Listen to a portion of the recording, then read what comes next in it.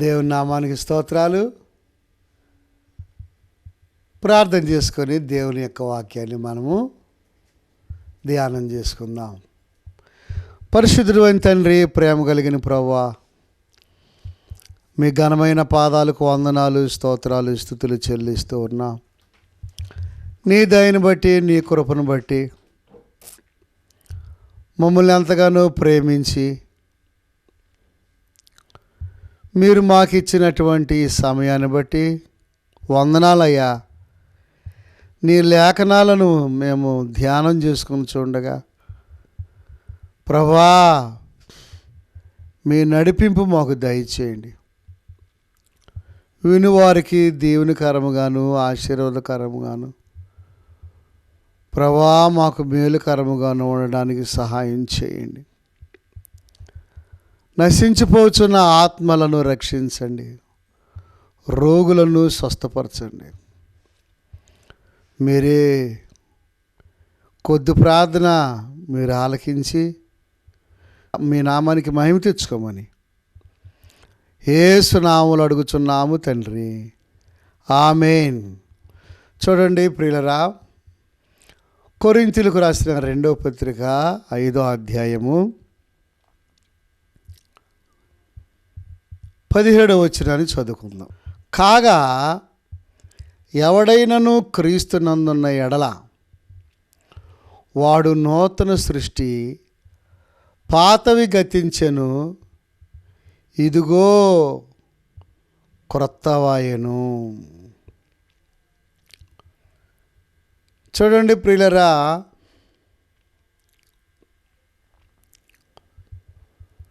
మానవులమైనటువంటి మన జీవితాలలో ఆజ్ఞను అతిక్రమించటం వలన మనము పాతవారమైపోయాం. పాప స్వభావముతో, పాప నైజముతో, పాపతత్వముతో మనము కొట్టుమిట్టులాడుచూ ఉన్నాం. ఈ పాపాన్ని పోగొట్టుకోవటానికి మనుషులు అయినటువంటి వారు ఎన్నెన్నో విశ్వ ప్రయత్నాలు చేస్తూ ఉన్నారు. రకరకాలుగా వారి యొక్క శాస్త్రాలను బట్టి, వారి యొక్క గ్రంథాలను బట్టి, వారికి తెలిసినటువంటి జ్ఞానాన్ని బట్టి ఎన్నెన్నో రీతులుగా నడుచుకుంటున్నారు. కానీ పాప నైజము అలాగనే ఉంది, పాప స్వభావము అలాగనే ఉంటుంది. అయితే దానిని తొలగిస్తానంటున్నాడు యేసయ్య. ప్రయాసపడి భారం మోయించిన సమస్త జనులారా నా యొద్దకు రండి, నేను మీకు విశ్రాంతిని కలగజేస్తానంటున్నాడు. నేను మీకు పాప స్వభావాన్ని తొలగించి పరిశుద్ధతనిస్తా, అంతేకాదు పరలోక రాజ్యానికి వారసులుగా చేస్తా అని యేసు ప్రభువారు సెలవిస్తూ ఉన్నారు. ఎంత మంచి వర్తమానం అండి! ఎంత మంచి దేవుడండి! రకరకాల వ్యసనాలకు లోనైన జీవితాలను, రకరకాల ధన వ్యామోహాలకు లోనైన జీవితాలను, ఒకరినొకరు చంపుకునే ఈ దినాలలో, ఒకరికొకరు కక్షలతోనూ అసూయలతోనూ ద్వేషాలతోనూ ఉన్నటువంటి ఈ దినాలలో యేసు ప్రభువారు ఏమంటున్నాడండి? ఒక ఆల్టర్ కాల్ ఇస్తున్నాడు, రండి నేను మీకు విశ్రాంతిని ఇస్తా. ఎవడైనను, నల్లోడైనా తెల్లోడైనా, ధనవంతుడైనా పేదవాడైనా, కోటీశ్వరుడైనా దిక్కులేని వాడైనా, ఆఫ్రికా వాడైనా, ఇండియా వాడైనా, ఏమండి అమెరికా వాడైనా, ఎవడైనాను, గ్రీసు దేశస్థుడైనా, హెబ్రీయుడైనా, అన్ని జనులైనా, ఐగుప్తీయుడైనా, ఎవడైనాను ఎలాంటి అవకాశం ఇస్తున్నాడండి. ప్రభునందు ప్రియ దేవుని పిల్లారా, ఒక చిన్న మాట నేను విన్నాను. ఆ మాటను మీకు చెబుతున్నాను. ఒక తల్లి తన ఇల్లుని చక్కగా పండగ దినాల్లో శుభ్రంగా మట్టి గోడను పేడతో అల్లుకొని దానికి తెల్ల సున్నం పూసిందంట, చీపురుతో, కుంచుతో. ఇప్పుడు క్రిస్మస్ అయిపోయింది, ఇక జనవరి 1 ఉంది. ఆ జనవరి 1కి మళ్ళీ కొంతమంది అలంకరించుకుంటారు కదా ఇల్లుని, ఒంటిని, ఇంకా కొత్త కొత్త వస్త్రాలతో, స్వీట్లతో హంగామా ఉంటుంది కదా, సందడే సందడి. సరే, ఈ తల్లి కూడా ఎంతో తన ఇంటిని సుందరంగా అలంకరించుకుందంట, తెల్ల సున్నం వేసుకుంది. సరే, పిల్లవాడు ఏం చేశాడు?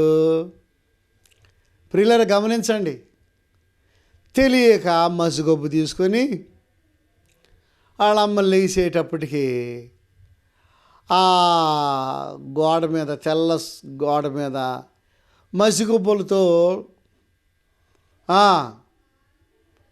అవన్నీ చంద్రవందరంగా గీసేసేయడంట పిల్లోడు.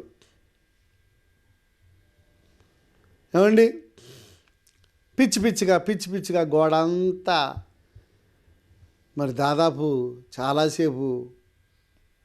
ఇక ఆ తల్లి లేచింది. తల్లి లేచి గోడ వైపు చూసింది పిచ్చి గీతలు. రేయ్, నేను ఎంతో కష్టపడి మరి చక్కగా పేడతో మరి మట్టి గోడకి చక్కగా నేను అల్లుకున్నాను కదా, అతికినాను కదా, నువ్వేంటిరా ఇలాగ పిచ్చగీతలు గీసావు అని కర్ర తీసుకుని బాధ ఆహ్వాడపడేసిందంట. ఆడేం కిర్రో బొర్రో అనుకుంటా ఏడుతా కూర్చున్నాడు.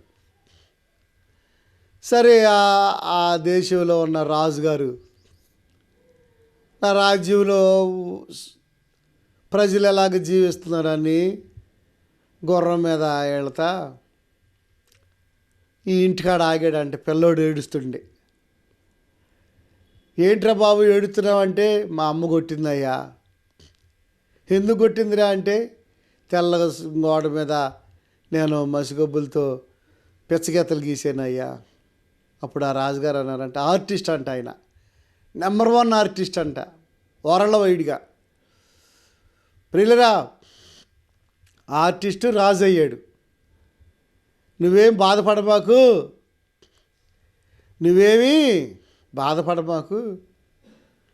నువ్వు ధైర్యంగా ఉండరా పిల్లోడా అని తన దగ్గర ఉన్న పరికరాలతో ఏమండి ఏం చేశాడు?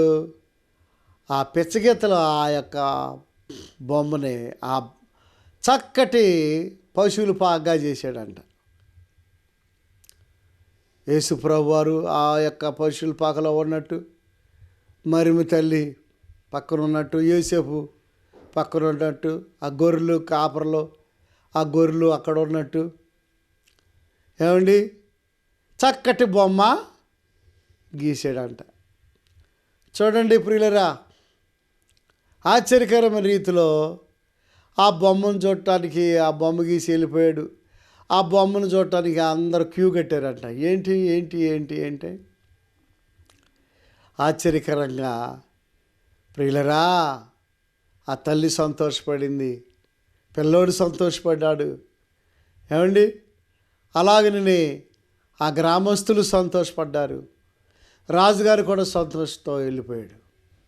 చూడండి, దీనిలో ఉన్న భావం ఏంటంటే, చేతులారా మన జీవితాన్ని మనము, మన ఆత్మని, మన శరీరాన్ని, మన ప్రాణాన్ని చేతులారా చంద్రవందరంగా మనం గీసుకున్నా, ప్రేమ కలిగిన దేవుడు ఆయన చేతులకి మన జీవితాన్ని అప్పగిస్తే ఏం చేస్తాడు? నూతన సృష్టిగా చేస్తాడండి. ఎవడైనను అల్లరి పనులు చేసిన చిన్నపిల్లలు, యవనస్తులైన వారు, పెద్దలైన వారు తెలియక చేసి తిని గనక నేను రక్షించబడి తిని క్షమించబడి తిని అంటాడు పౌలు గారు. తెలియక చేశాను. నేను పూర్వము హింసకుడును, దోషకుడును, హానికరుడునైన నన్ను, పాపులలో ప్రధాన పాపినైన నన్ను తన శిలువ రక్తం ద్వారా నన్ను కరుణామయుడు, కృపామయుడు నా మీద జాలిపడి దయ చూపించి నా పాపాలు క్షమించి నన్ను పౌలు గారిగా చేశాడు, అపోస్తలుడిగా చేశాడు. నేను పూర్వము హింసకుడును, దోషకుడును, హానికరుడునైన నన్ను ఇప్పుడు ఎలా ఉన్నాను? ఒక దీన సేవకుడిగా బ్రతుకుతున్నాను అని సాక్ష్యం చెబుతాడు. ఓ సహోదరుడా, ఓ సహోదరి, ఎంత ఘోర పాపమైనా నువ్వు గనక యేసుక్రీస్తునందు విశ్వాసం ఉంచి నువ్వు దేవునికి లోబడితే, ఇప్పటికైనా లోబడుతున్నావా? చెల్లి, తమ్ముడా, అక్క, అమ్మ, దేవునికి లోబడుతున్నారా? ఇప్పటికైనా నువ్వెవరు అయినా సరే, నువ్వు క్రైస్తుడు అవ్వచ్చు, నీవు అన్యుడు అవ్వచ్చు, నీవు అధికారం అవ్వచ్చు, చిన్న ఉద్యోగస్తుడు అవ్వచ్చు, వ్యాపారం చేసుకునే వ్యక్తి అవ్వచ్చు, ఎవరైనా సరే నా యొద్దకు రండి, నేను మీకు విశ్రాంతిని కలగజేస్తాను. కనుక దేవుడు లోకమును ఎంతో ప్రేమించి ఆయనే ఈ లోకంలోనికి వచ్చి గొర్రెపిల్ల వలె మౌనముగా ఉండి సిలువలో మన కొరకు రక్తాన్ని చిందించాడండి యేసయ్య. రకరకాల బలులుండే ఈ పాత నిబంధనలో ప్రియులరా, పాప పరిహారార్థ బలని, దహన బలని, ఇంకెన్నో రకాల బలులు, దాదాపు 5-6 రకాల దాకా ఉండేవి. ఆ బలులు యేసుక్రీస్తు శిలువలో యేసయ్యకు సాదృశ్యంగా ఉన్నాయి. ఇక బలులు అర్పించాల్సిన అవసరం లేదు. కోడెలను, గొర్రెలను, మేకలను వధించాల్సిన అవసరం లేదు. పావురాల్ని మరి చంపాల్సిన అవసరం లేదు. గువ్వలను కూడా సమర్పించాల్సిన అవసరం లేదు. ప్రియులరా, మన కొరకు ఆయన రక్త మాంసములు ధరించి నీ కొరకు, నా కొరకు శిలువలో ప్రాణం పెట్టాడు. పాపాన్ని బట్టి మనము తరమబడుతూ ఉన్నాం, దోషాన్ని బట్టి తరమబడుతూ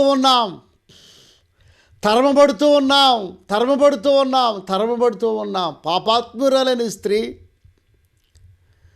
రాళ్ళు రువ్వి చంపాలని పరిసయ్యులు, శాస్త్రులు, ప్రధాన యాజకులు, ధర్మశాస్త్రం ఎరిగిన వారు, అనుభవం కలిగిన వారు, వయసులో పెద్దవారు, ఏమండి ఈరులు సూర్యులు అని అనుకున్న వాళ్ళు పాపం చేత పట్టబడింది కనుక రాళ్లతో కొట్టి మోషే ధర్మశాస్త్రం నందు రాయబడి ఉంది కదా, మనం కూడా కొట్టి చంపేద్దాం, చంపటమే.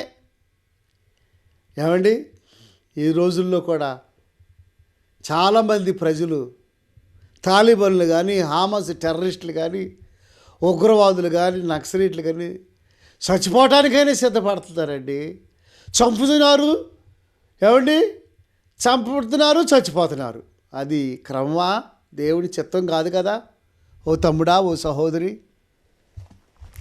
ఓ సహోదరుడా, ఓ సహోదరి, అలాగన దేవుడు నిర్ణయించలేదు కదా. ఎందుకు అలాంటి పనులకు, ఎందుకు అలాంటి నేరాలకి పాల్పడతావు? చూడండి, హామాసు టెర్రరిస్టులు, ఉగ్రవాదులు, చంపు చచ్చిపో, అది వారి నినాదం. కయ్యూను హేబేలు మీద పడి చంపేశాడు ఆదికాండంలో. ఎలాంటి ఘోరమైన స్వభావం అండి. ఓ సోదరుడా, భయంకరమైన మాటల చేత చంపుతున్నావేమో. నీ సహోదరుని నీవు అన్యాయంగా మాట్లాడి నిందించి బాధ పెడుతున్నావేమో. నీ సహోదరుని ద్రోహి అని అంటే చాలు చంపినట్టే. సోదరుడా, సోదరి, చెడ్డవారిని చూసి వ్యసన పడవద్దని బైబిల్లో ఉంది. దుష్కార్యములు చేసేవారిని చూసి మత్సరపడొద్దని కదా. కనుక ఎందుకు ఆ పగ, ద్వేషం? నీకు ఏమన్యాయం చేశారు? చిన్నపిల్లలు ఏమన్యాయం చేశారు? సువార్త ప్రకటించటం పాపమా? నువ్వు మార్పు చెందు, పరలోక రాజ్యానికి దేవుడు తీసుకెళ్తాడని చెప్పటం పాపమా? ఏమండి, సేవకులను కొడుతున్నారు, హింసిస్తున్నారు, ఇబ్బందులు పాలు చేస్తున్నారు. అయినప్పటికీ దేహమును ఆత్మను చంపువారికి భయపడండి అని, దేహాన్ని చంపేవాడికి భయపడొద్దని చెప్పాడు యేసు ప్రభువారు. ఆత్మను దేహమును చంపేవాడికి మీరు భయపడండి. మనల్ని చంపుతారేమో కానీ మన ఆత్మను చంపలేరు కదా. మన ఆత్మ చాలా విలువైంది. చనిపోతే మనం అక్కడికి వెళ్తామా? పరలోకానికి వెళ్తాం. మన ఆత్మ దేవుని యొద్దకు వెళ్ళుద్ది. శరీరం ఏముంది ప్రియులరా? కనుక ఆ చెడ్డ స్వభావాన్ని, ఆ చెడ్డ నైజాన్ని, ఆ చెడ్డ తత్వాన్ని, ఆ చెడ్డ బుద్ధిని, ఆ యొక్క ప్రాచీన స్వభావాన్ని, ఆ కుళ్ళుబోతు స్వభావాన్ని, ఆ మోసకరమైన స్వభావాన్ని తొలగించి యేసు ప్రభువారు దాంతోనే ఉంటే నువ్వు నరకానికి వెళ్ళిపోతావు. ధనవంతుడు ఆ బుద్ధితోనే ఉండి నరకానికి వెళ్ళిపోయాడు. ప్రియులారా, బుద్ధి మార్చుకోలేదు ధనవంతుడు.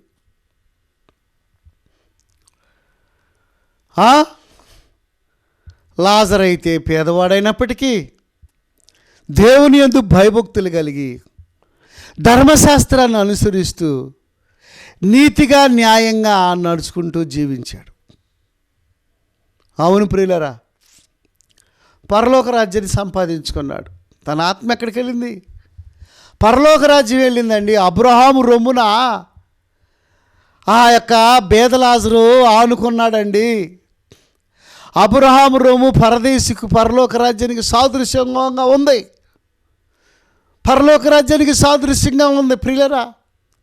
ఈ భూలోకంలో ఎన్నో హింసలు, ఎన్నో ఇబ్బందులు, ఎన్నో కురుపులు, ఎన్నో శ్రమలు, ఎన్నో ఇరుకులు, ఇబ్బందులకి, ఆకలికి అలమటించాడు. తన ఆత్మ ఎక్కడికి వెళ్ళింది? పరలోకానికి వెళ్ళింది. దేహం ఏమండి ప్రియులరా, మరణితోనే చాలామంది చచ్చిపోయిన తర్వాత ఎవరు చూస్తారులే అని అంటున్నారు చాలామంది. అది చాలా తప్పు. చనిపోయిన తర్వాత అసలు జీవితం ప్రారంభమవుద్ది వాక్య ప్రకారంగా. ప్రియులరా, అసలు జీవితము నిత్య జీవము ప్రారంభమవుద్ది. నిత్య నరకం. నమ్మి బాప్తీసం పొందినవాడు రక్షించబడును, నమ్మని వానికి శిక్ష విధించబడును. సహోదరుడా, సహోదరి, ఎవడైనను క్రీస్తునందున్న ఎడల వాడు నూతన సృష్టి, పాతవి గతించెను, సమస్తమైను. ఇదిగో క్రీస్తునందు సమస్తమైపోతాయి. యేసు ప్రభువారు మంచి స్వభావాన్ని, చెడ్డ స్వభావాన్ని వేరు చేసేది యేసు ప్రభువే. తెల్ల రక్త కణాలు, ఎర్ర రక్త కణాలు ఎన్నున్నాయని డాక్టర్ గారు చెక్ చేస్తారు. ప్లేట్లెట్స్ తగ్గిపోతుంటే ప్లేట్లెట్స్ ఎక్కిస్తూ ఉంటారు. జ్వరం వస్తే ట్యాబ్లెట్ ఇస్తారు. లోపల ఏదైనా వాళ్ళు ప్రాబ్లం అయితే దాన్ని బాగు చేస్తారు డాక్టర్లు.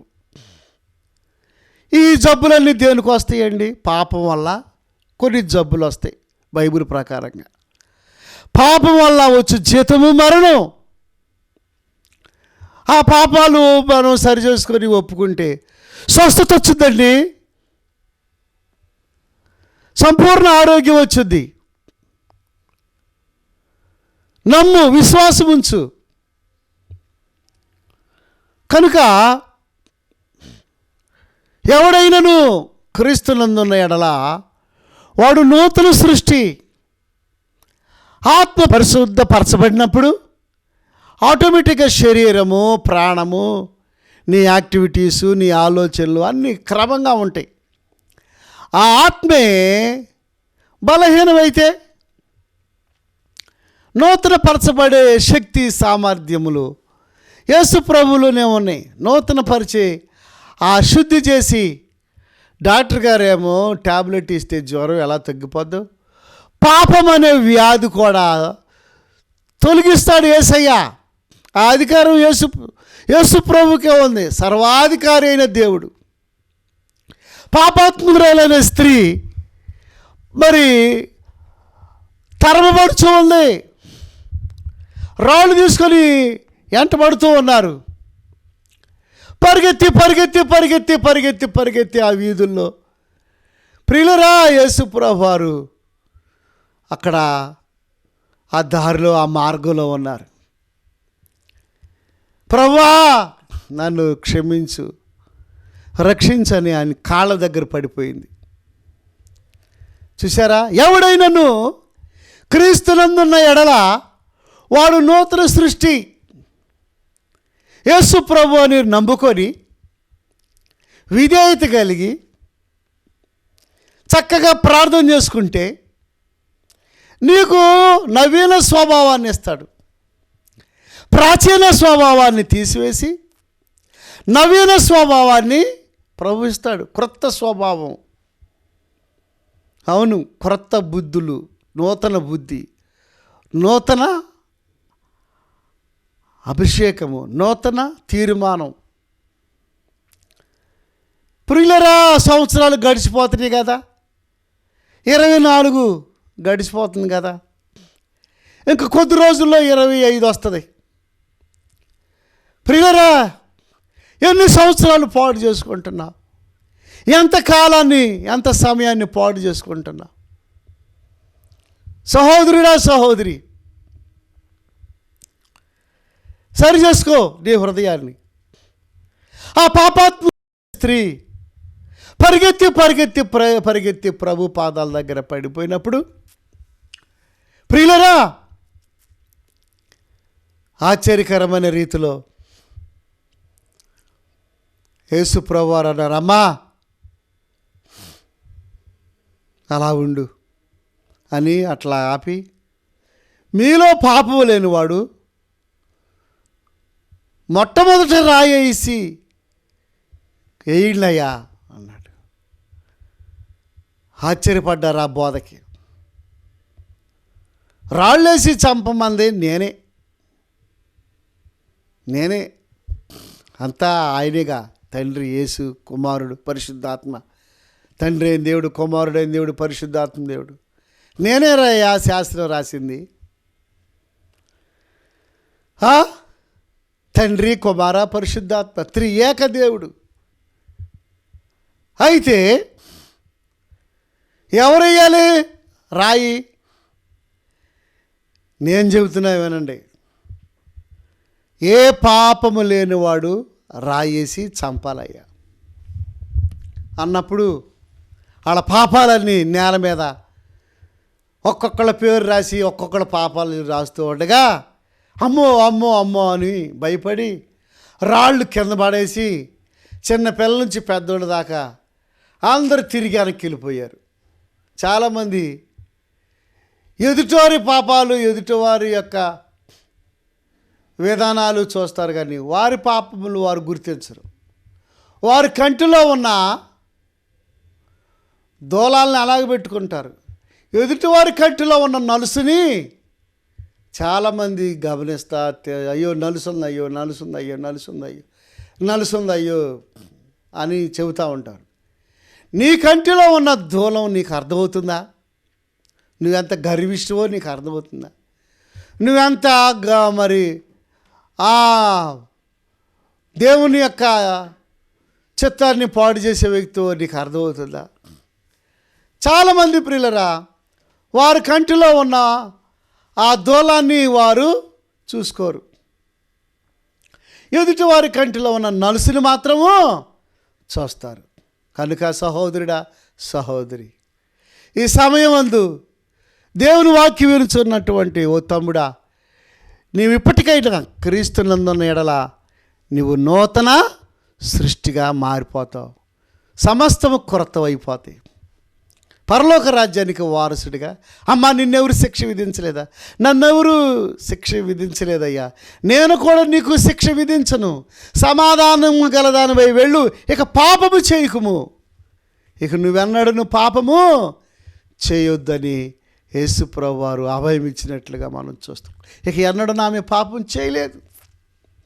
సోదరుడా, సోదరి, ఓ తమ్ముడా, వాక్యం వింటున్నావు, బైబిల్ చదువుతున్నావు, చర్చికి వెళ్తున్నావు, ఇంకా నీ జీవితాన్ని మార్చుకోకుండా ఆ పాత బుద్ధులతోనే నీవు కొత్త సంవత్సరంలోకి అడుగు పెడతావా?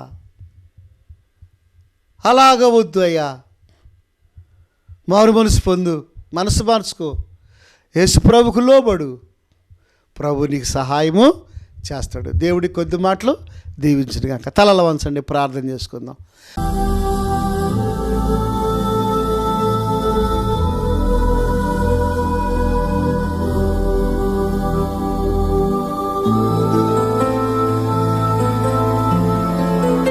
పరిశుద్ధుడైన తండ్రి, ప్రేమ కలిగిన ప్రభువా, నీ ఘనమైన పాదాలకు వందనాలు, స్తోత్రాలు, స్తుతులు చెల్లిస్తూ ఉన్నాను. ఎవడైనా క్రీస్తునందున్న ఎడల వాడు నూతన సృష్టి, పాతవి గతించరు, సమస్తము క్రొత్తవాయును అని ఆ వాక్యం ద్వారా మాతో మాట్లాడినందుకై వందనాలు ప్రభువా. అయ్యా, పాప స్వభావాన్ని, పాప నైజాన్ని విరిచే దేవుడు నీవే. నీవు తప్ప వేరొక దేవుడు లేరు ప్రభువా. మా కొరకు ప్రాణం పెట్టిన దేవుడు నాయన, రక్తాన్ని చిందించిన దేవుడు ప్రభువా. మీ సన్నిధి మాకు తోడుగా ఉంచి ఈ వినుచున్న వాక్యానికి ముద్ర వేసి మీ నామానికి మహిమ తెచ్చుకోమని, సేవను కట్టి ఫలింప చేయమని యేసు నామములో అడుగుచున్నాము తండ్రి, ఆమేన్. తండ్రి ప్రేమ, కుమారుని కృప, పరిశుద్ధాత్మ సహాయం కూడి ఉన్న మనకు సకల పరిశుద్ధులకు సదాకాలం తోడయుడును గాక. ఆమేన్. ఆమేన్. God bless you. దేవుడు మిమ్మల్ని దీవించును గాక.